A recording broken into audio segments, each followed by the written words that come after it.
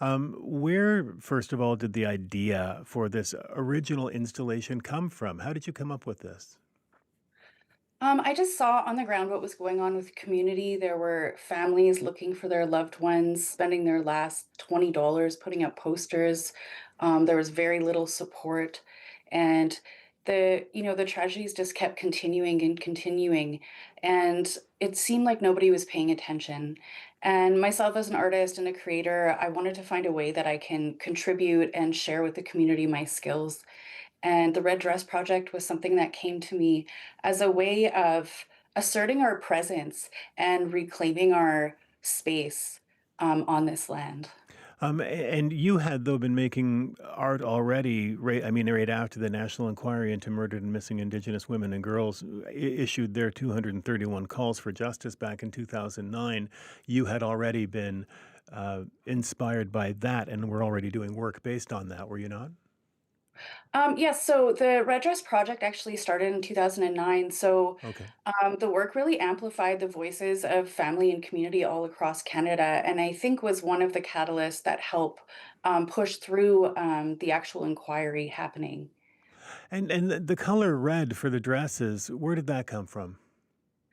Red is the color. It's a sacred color. It's the color of our heart. It's our lifeblood, right? And it's what connects all of us. Um, I've learned things about the color over time and doing this work as well. And everyone kind of brings their own meaning to the color. We had a elder from South America come into the lodge and wearing head to toe red, Hmm. and we asked him why, and he said it's the color of life. Hmm. Could you have imagined, Jamie, back then that this installation would inspire what it has right across the country and Red Dress Day recognized right across the country? Not at all, and I think that's because I was thinking of it as singular, and what's really happened is I shared the project out so that the community and supporters could put up red dresses in solidarity with us, and that really has been that community support and that power of the people, has really been the agency and the driving force of this movement, and the use and the symbol of the Mm. red dress has grown so far and wide because we're doing it together. I I guess what I can't believe is just how common it's become, and not just on the 5th of May. I mean, you see this now as a symbol right across the country. You see it hanging from apartment windows in the middle of the city. You see dresses hanging on posts on the outskirts of town or in farm communities. I mean, it really is everywhere. Yeah, absolutely. And I really think it speaks to the power of the people to really generate change from the ground up. And how does this land with you as an artist? I take this very seriously. It's a big responsibility to carry this work, and it requires um, a lot of healing and a lot of balance, and just really thinking clearly in all the choices that I make. Um, and so I try not to get too, too overly, egoic about it, but Yeah. it's very exciting because it's really exciting to see that energy generated by community and to be able to have been a spark that helped that grow. And it is something that, I mean, when you say, you don't want ego attached to it, it seems to be the opposite because you seem to have just given this off to the world. You've sent it out there. Yeah, and I feel like this work, and I think my art in general, I kind of think of it, it's almost like when you have a child, right? You can't keep it to yourself. Yeah, exactly. It's like you created it, but I think in order for anything to grow and organically and transform and all of that is you have to share it. Now, in addition to your exhibitions, you also edited an anthology last year, and you've also just launched a new nonprofit. Tell us more about the nonprofit. Yeah, for sure. So the nonprofit, we are just working together. We've created a board, and you can find us at www.reddressproject.com. And it's REDRESS is how you spell red dress. Okay. So it's redress also, which means to bring justice. And so, yeah, we're just working on that and looking to create programming, arts and cultural programming for Indigenous women, girls, and Two-Spirit people.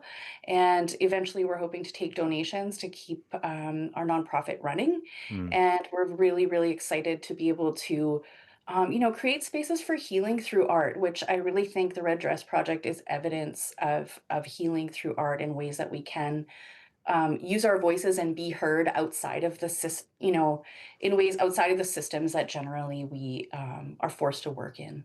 It has been 7 years since those 231 calls for justice were published by the National Inquiry into missing and murdered Indigenous women and girls. And have we seen any of the systemic change that that inquiry has called for, or do you feel like they've sort of nibbled around the edges? Well, I think as far as I know, last spring there was a newspaper article published that only two of the 231 Mm. calls to action have actually been implemented. So there's very, very slow, if no movement, um, from the structures that we're existing in. And so I think the power of the people is, myself as an artist, I see the power of the people to make the change is really what needs to happen, and maybe it grow from the ground up instead of from the top down. And what does that tell you about how seriously the federal government is taking these calls? Well, I think the federal government, was created to favor certain people. And, this entire country was founded on the theft of land and the theft of culture from Indigenous people, including women, girls, and Two-Spirit people. And so, that unequal relationship continues today. And so um, I don't have any fantasies that we will be saved by, systems that have oppressed us for 200 years. Hmm. There has been a push in recent years to introduce a system for Indigenous women and girls that's similar to something like an Amber Alert. A committee in Manitoba has piloted what they call a red dress alert, and they're calling on the federal government to create a national system to help find missing Indigenous women and girls. Yes. How do you feel about that, and how do you feel about it being called a red dress alert? I think that's wonderful, and I'm really excited to see that real practical action connected to the work that I'm doing because it's very needed and it's very necessary, and I would absolutely support that Hmm. alert going forward. Unfortunately, there's been very slow movement on that as well. So I think that us, everyone listening, us as a society, we have the agency to be able to push for these policies to go through and to call for, justice and action on these policies. And Jamie, how would you like to see people marking the day today? Yeah, I would say, you can put up a red dress in your yard. You can make ceremony and connection to this work and what's going on, and just in your own personal way.